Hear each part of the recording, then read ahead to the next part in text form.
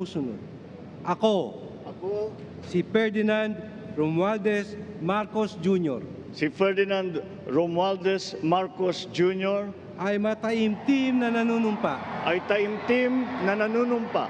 Natutuparin ko ng buong katapatan at sigasig Natutuparin ko na buong katapatan at sigasig ang aking mga tungkulin ang aking mga tungkulin bilang Pangulo ng Pilipinas, bilang Pangulo ng Pilipinas, pangangalagaan at ipagtatanggol at ipagtatanggol ang kanyang konstitusyon. ang kanyang konstitusyon.